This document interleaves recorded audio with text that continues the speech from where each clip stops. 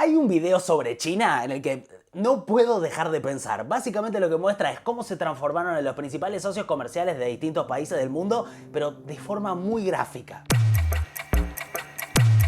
Mira, arranca en 1980, fíjate lo rápido que África se pone roja, después Australia y a partir del 2000 llega a Latinoamérica. Primero Paraguay se pone roja y después toda Sudamérica se va poniendo roja. Y este es un cambio histórico y gigante para nuestra región. ¿China es el socio comercial más importante de América Latina? Es el segundo, el primero sigue siendo Estados Unidos básicamente por la relación que tiene con México. Si consideramos, por ejemplo, Sudamérica, China es el número 1. Es que claro, China ya es hoy el principal socio comercial de Argentina, Brasil, Chile, Perú y Uruguay y tiene tratados de libre comercio con Chile, Costa Rica y Perú. Así que nos pareció un buen momento para preguntarnos qué significa esta presencia de China en Latinoamérica y cómo fue que nuestra región se transformó en un campo de batalla para las dos principales potencias geopolíticas de la época. Y te adelanto que por cómo viene la competencia, no corresponde que te diga hola, ni hello, ni suscríbete al canal, sino ni hao.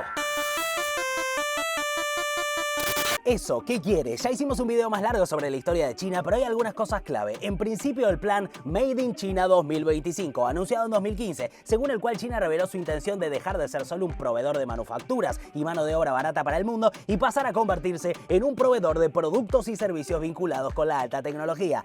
Ah, justo lo que hacen Estados Unidos, Europa y Japón. Qué loco, ¿no? Sí, pero eso no es todo, porque en el aniversario por los 100 años del Partido Comunista Chino, además de un desfile militar muy sugerente, digamos, el secretario general del partido y presidente Xi Jinping dio un discurso todavía más sugerente. 欺负、压迫、奴役我们，谁妄想这样干？14多亿中国人民用血肉铸成的钢铁碰得头破血流。 Bueno, tranqui. En ese discurso también precisó que el objetivo de los primeros 100 años del Partido Comunista había sido sacar a China de la pobreza y que ahora el objetivo era transformarse en una economía desarrollada con influencia geopolítica. Y parece que no era solo un discurso. Desde aquel momento, Xi Jinping desplazó opositores dentro del Partido Comunista, una purga, y concentró el poder en el Comité Permanente del Politburó, conformado por 7 miembros, o sea, Xi Jinping más 6 amigotes suyos, que son los que efectivamente gobiernan el país. 7 tipos. Es que en China la estructura del Estado Nacional está por debajo de la del Partido Comunista, así que si controlás el partido, ya estás. Y el partido incorporó formalmente la doctrina de Xi Jinping, así que lo inmortalizaron y logró una modificación de la Constitución, por lo que pudo ser elegido para un inédito tercer mandato. Y acá un pequeño disclaimer: vas a escuchar que en China hay elecciones, pero en realidad son elecciones solamente para representantes locales y municipales que indirectamente van eligiendo autoridades de cargos más altos, pero solo habilitan a miembros del Partido Comunista. Y hay una oposición, pero es solamente decorativa y la deja participar como comentarista mientras acepta el liderazgo del Partido Comunista. Así que no hay oposición ni democracia, aunque hay que decir que estudios internacionales dan un alto nivel de aprobación tanto del presidente como del partido. Bueno, fin del disclaimer. Entonces, resumiendo, China tiene dos objetivos claros: conseguir más recursos y ampliar su influencia en todo el mundo. Y comparativamente tiene una ventaja frente a Occidente, y es que a la hora de la toma de decisiones tiene un problema menos: la democracia, que aparentemente para la pelea geopolítica es un problema. Y para entender por qué Latinoamérica es un campo de batalla más entre China y Estados Unidos, hay que decir que la tensión global está escalando. De hecho, la última cumbre del G7 estuvo cargada de simbolismo contra China. Fue una versión geopolítica de esto. Pero que sabe que se chupe una pija, así de una. A mí no me va a venir a manejar con la plata. Primero se reunieron en Asia, en Japón, que está en medio de una escalada bélica con China por movimientos militares cada vez con mayor proximidad. Y está la tensión porque China invada Taiwán, a lo que Biden ya dijo que respondería, etc. Y si necesitabas algo más simbólico, la reunión del G7 se hizo en Hiroshima, lo que inmediatamente te hace pensar en bomba nuclear y guerra mundial. Y por si alguien no agarraba la referencia, el primer ministro británico Rishi Sunak salió a decir exactamente esto, pero con el clásico tono amable de los ingleses, como si estuviera tomando un té con escones. The G7 also demonstrated unity of purpose on China. China poses the biggest challenge of our age to global security and prosperity. Es que la disputa ya es abierta. Es obvio que la guerra entre Ucrania y Rusia tras la invasión se transformó en realidad en una guerra entre China y Estados Unidos, lo que los estadounidenses ya llaman proxy war. Estados Unidos viene mandando cada vez más plata y armas a Ucrania y China pasó a comprar el gas ruso que Putin no puede vender a Europa. Y aunque lo compra mucho más barato que el precio internacional, así China sostiene la economía para que Putin siga con la guerra. Y prepárate, porque esta proxy war o solamente war ya llegó a tu continente favorito. favorito, pero antes necesito decirte algo, Juanca. Tengo que hablarte de esto, de Pero Entonces, un proyecto que se sostiene por las personas que lo miran, así que si podés y no te liquida el bolsillo, ingresa en peroentonces.com.ar y suscríbete mensualmente. Esas suscripciones son lo que nos ayuda a poder planificar en un momento de tanta incertidumbre. Además, haces que este contenido, que seamos justos, no está en todos lados, esté disponible para todo el mundo, incluso para las personas que no pueden suscribirse económicamente. Y esto es fundamental para nosotros. Y además, bancás al equipo que está detrás de Pero Entonces. Y además, recibís un newsletter con contenido exclusivo. Así que si podés, ingresa en peroentonces.com.ar y gracias en serio a todas las personas que se suscribieron. Y ahora sí, veamos cómo la guerra está llegando lentamente a nuestro continente. ¿Tiene la vía pública? Será con China, después será con otros países. Que uma coisa importante está acontecendo na relação Brasil-China. China es de hecho nuestro principal socio comercial el día de hoy. Sergio Massa, reunido con el embajador de China. En Latinoamérica estamos experimentando una pasión por China, especialmente por sus yuanes, y China nos devuelve el afecto con una calculada estrategia de penetración regional centrada en Brasil, con el que comparte el espacio del BRICS y ya se transformó en su principal socio comercial. Una jugada interesante porque a su vez Brasil es uno de los principales socios comerciales del resto de países de Latinoamérica. Por eso el 40% de las inversiones chinas en la región fueron a Brasil. Para darte una idea del volumen, hicieron intercambios por 152 mil millones de dólares en 2022 y le dio a Brasil un superávit de 62 mil millones de dólares. Y además hicieron una jugada geopolítica importante como sustituir los dólares por yuanes en sus intercambios. Y estamos hablando de muchos dólares o yuanes. Por eso mi tío, cuando se pone paranoico en los asados, asegura que una moneda de los BRICS podría sacudir el dominio del dólar. El tema, Latinoamérica, es que cuando una potencia geopolítica que está disputando la hegemonía global invierte en vos, no lo hace solo por el intercambio comercial o por buena onda, ¿o no? Perdón, ¿me estás hablando a mí? No, a Latinoamérica. Imagínate un segundo que te despertás, te vas a lavar los dientes, te miras al espejo y de repente sos China. Después de unos minutos para recuperarte del shock de haberte convertido en un país, ¿qué necesitarías? A ver, sos la nación con más población de la Tierra, 1.413 millones de personas que ya no son pobres, quieren consumir y además tenés mega fábricas con nueva tecnología. ¿Cómo poner a funcionar todo esto? Bueno, alimentos y energía. ¿Y quién tiene alimentos y energía? Y en los últimos años fue relegado por Estados Unidos, que estaba distraído con el hemisferio norte y con sus problemas internos, este continente. Y lo interesante de la relación con Latinoamérica es que por las características de la región, democracias inestables con necesidad económica y a la vez abundancia de recursos naturales, China está en la situación de hacer una carambola perfecta. Conseguir alimentos baratos y energía y al mismo tiempo generar una relación geopolítica que mejore la posición de China en su pelea contra Estados Unidos y Occidente. Esto para China es buenardo, como dirían los jóvenes, pero para nosotros, ¿es buenardo o es malardo?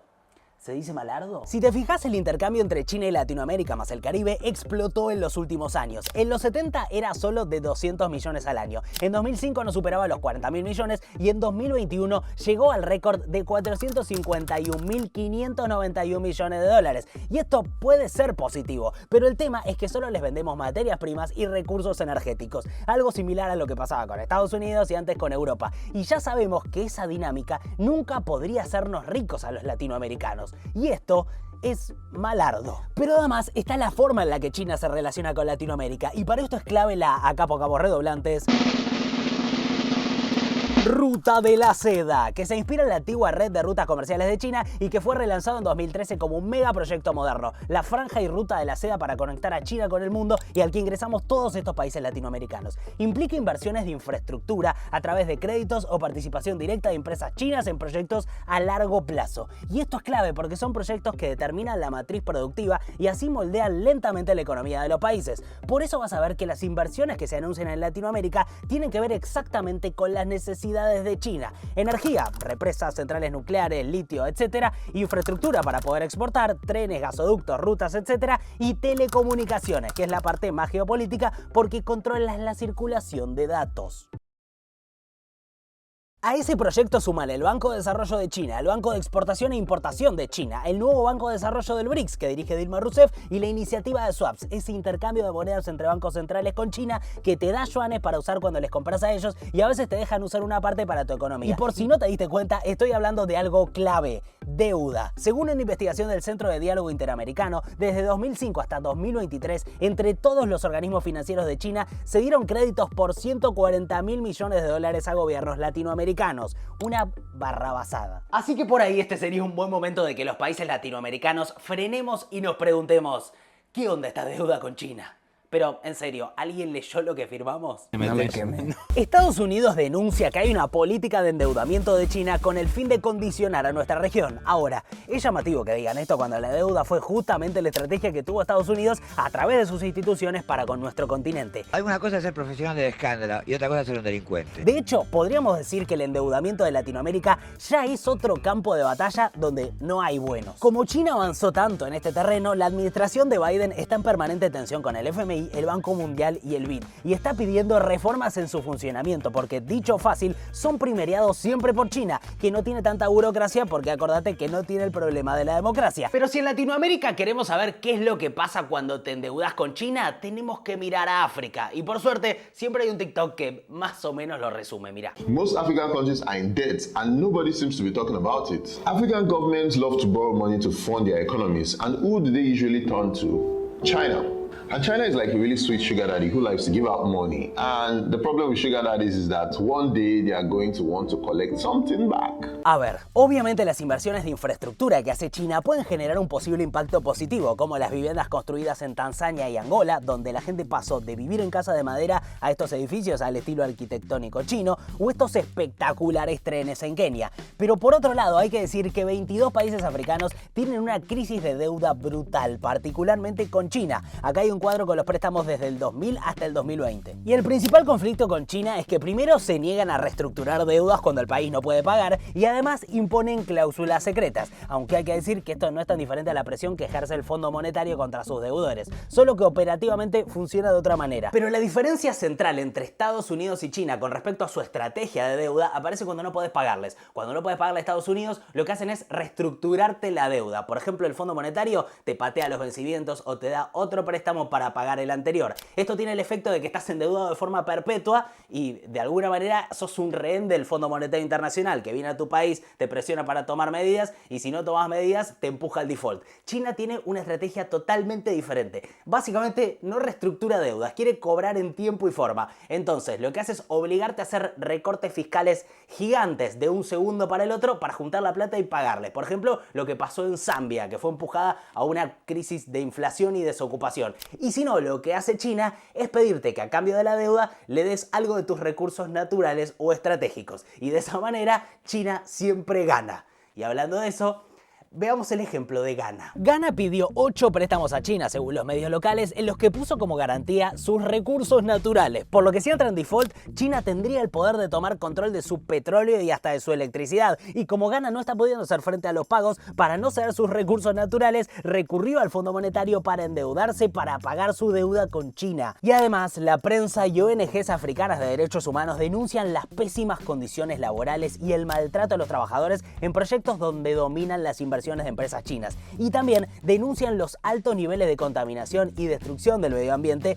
y es tan escandaloso que solamente no nos enteramos porque es en África. Es que en realidad, si te pones a ver, esto no pasa solamente en África. El caso más resonante de cómo China opera a través de la deuda es Sri Lanka. Sri Lanka básicamente se endeudó para ser un puerto, no pudo hacer frente a los vencimientos y China, en vez de reestructurar la deuda, lo que demandó fue quedarse con el puerto. Es que ya somos un tablero de batalla naval. A7, hundido. Sri Lanka, mi puerto.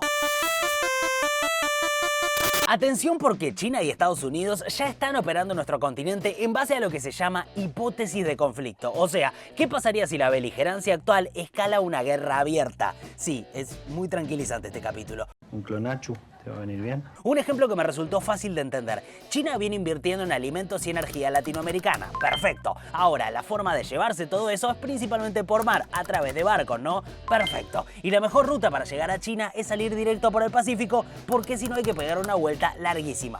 Perfecto. Ahora, Estados Unidos controla el Canal de Panamá, el principal cruce desde el Atlántico hasta el Pacífico, y si decidiera prohibir el paso de barcos chinos, China tendría una crisis por la falta de abastecimiento de alimentos en esa hipotética guerra. Por eso, China necesita tener un lugar de paso en otro lado. Y el siguiente lugar de cruce es, acá pongamos redoblantes, Tierra del Fuego, Argentina. En esta provincia al sur del continente se está jugando una pelea definitoria entre las dos potencias por un puerto que China quiere construir en Río Grande o en Ushuaia. Es tan importante esta jugada para la pelea global que entró en acción el embajador de Estados Unidos en Argentina, que viene haciendo un esfuerzo por parecer lo más argentino posible y genera lo que algunos llaman cringe o cringe. This is my first Fernet ever. I'm in Córdoba to try Fernet.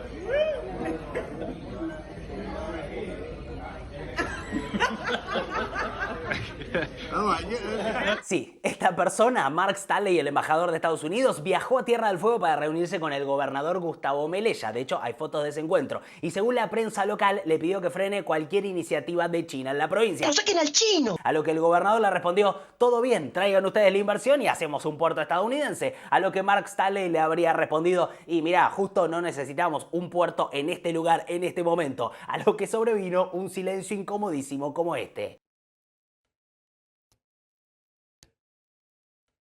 Así que un tiempo después de esa visita, casualmente justo después del viaje a China del ministro de Economía argentino y candidato del peronismo a presidente Sergio Massa, el gobernador firmó el decreto oficial para la inversión que va a llevar a cabo una empresa estatal china, la Jiangxi Chemical Industry Group, que con la excusa de hacer una inversión química en realidad hará una inversión portuaria, que además del comercio aseguraría a China un lugar de proximidad central para su plan de controlar la Antártida y para la imposición de su sistema de GPS de navegación satelital, el Bidú, que compite con el sistema estadounidense. Pero como en realidad gran parte de los alimentos con destino a China llegarían a Tierra del Fuego desde otro puerto, la hidrovía de Rosario, cuya licitación está en suspenso, Mark Stanley, nuestro carismático embajador estadounidense, decidió llevar la disputa a Santa Fe, donde estuvo sacándose fotos con todo el mundo y usando este simpático salvavidas. Y a que no sabes, parece que el puerto le pareció divino. Export out of this beautiful port in Rosario and bring these supplies and really help feed the world. And it's something I think Argentines will be proud of. Perdón, ¿soy yo o el embajador nos habla como si fuera nuestro papá? El avance de China sobre puertos de Latinoamérica es bastante obvio. Solo por nombrar algunos importantes están los de Ensenada, Manzanillo, Lázaro Cárdenas y Veracruz en México, en Bahamas Freeport, en Jamaica Kingston, en Panamá Balboa y Colón, en Brasil Paranaguá y la inmensa terminal portuaria multipropósito de Chancay en Perú. Así que parece que China quiere replicar en Latinoamérica la estrategia comercial y geopolítica que se conoce como el collar de perlas. Los puertos que controla China desde Asia hasta el Mediterráneo. De hecho, un estudio del 2022 del Centro para una Sociedad Libre y Segura, una organización estadounidense que claramente tiene un sesgo, indicó que unos 40 puertos en Latinoamérica, combinados con 11 estaciones terrestres satelitales en Argentina, Brasil, Bolivia y Venezuela, abro comillas, conceden a China una ubicación estratégica en el hemisferio occidental. Aunque claro que Estados Unidos también opera desde un punto de vista geopolítico y militar, por eso la generala Laura Richardson del Comando Sur es la encargada de pelear los recursos naturales y el 5G, la tecnología de telecomunicaciones que tanto Estados Unidos como China a través de su empresa Huawei quieren controlar, pero no solamente porque sea un negocio, sino porque si controlas el 5G, controlas el envío de datos y si se llega a un conflicto, este sería un tema central.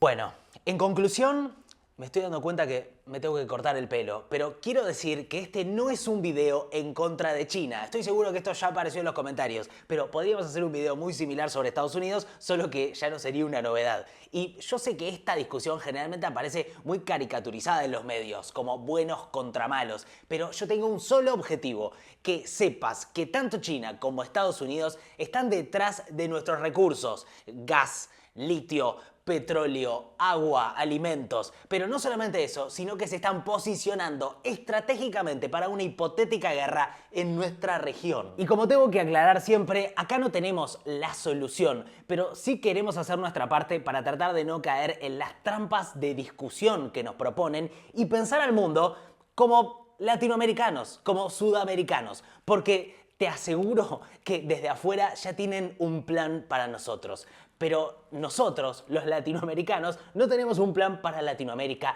y en eso es en lo que deberíamos trabajar, en alternativas, antes de que sea tarde. Algunos productos del barrio chino. La textura no es muy de flan. Más sí.